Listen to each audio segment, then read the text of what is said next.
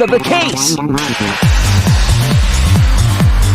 It all began 2 days prior, when Monokuma gave us the additional motive.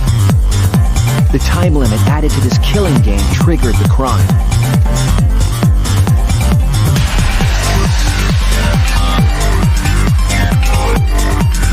After the announcement, some of us decided to form groups to plan our next move.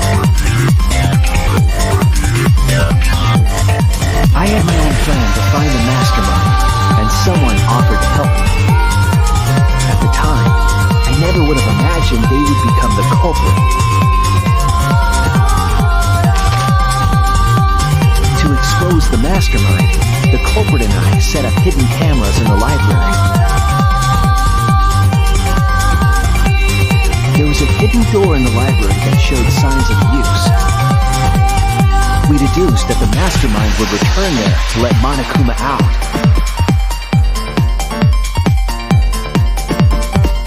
The next day, we asked Miu if she could modify some cameras for our trap.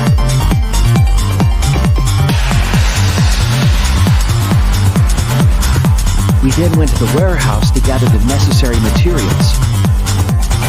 All we needed were disposable cameras and a security sensor.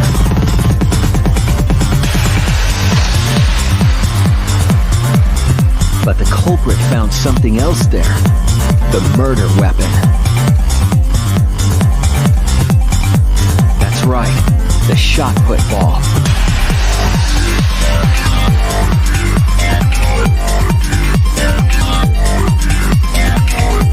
They put the cameras, as well as the shot, in their backpack. Then, on the day the time limit would expire, the day of the murder, the culprit and I collected the modified cameras from Miu and visited the library.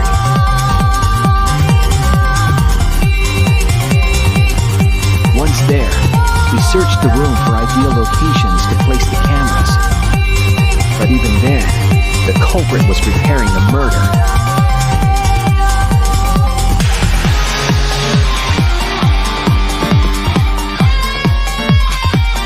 They began by removing the vent grate and laid it inside the air duct. Then, they moved the pile of books on top of the bookcase, pretending to organize them.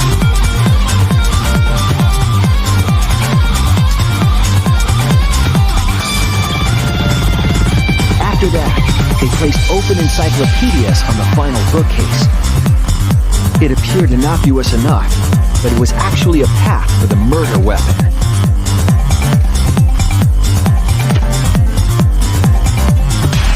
The culprit also tampered with a hidden camera linked to the security sensor.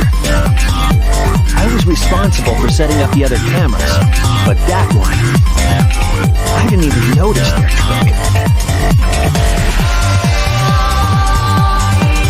They used duct tape to keep the flash function on.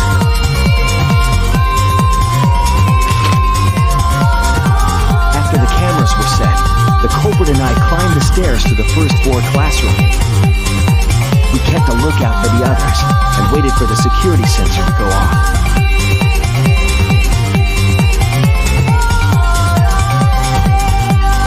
During the stakeout, we saw Kaito and 6 others go down to the basement.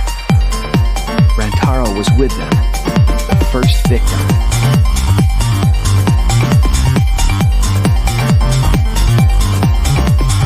After watching that group into the game room, I returned to the classroom. With about 1 hour remaining, the security receiver I was holding went off. I assumed it was the mastermind, so I ran out of the classroom to the library. I was in such a hurry, I left the culprit behind. Looking back on it now, that was the last chance I had to stop the murder.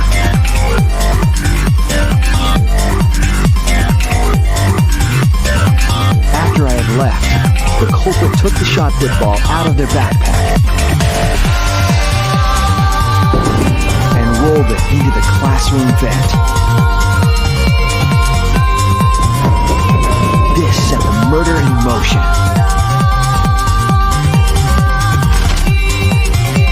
Rantaro had moved the bookcase, triggering the receiver.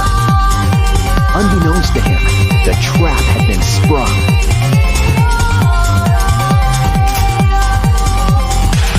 First, the modified camera took a picture of Rantaro with a flash on. Rantaro noticed the flash and approached the bookcase to inspect the camera. The camera flash lured Rantaro directly into the murder weapon's path. The shot the culprit tossed into the vent rolled through the air duct.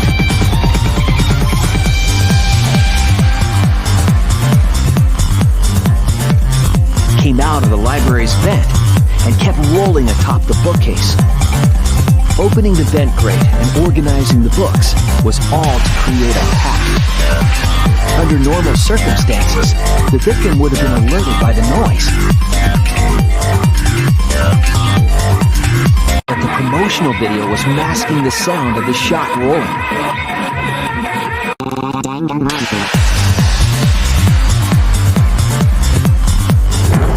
The shot kept rolling, then fell on Rantaro's head, killing him instantly.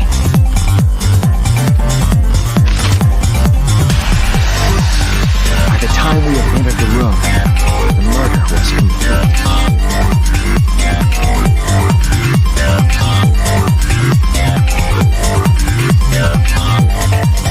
I imagine seeing Rantaro's body, the culprit probably thought, "The mastermind is dead. The game is over. Now we can all go home." But their wish didn't come true, because Rantaro wasn't the mastermind. It was murder, in an attempt to save all our lives. That is the truth.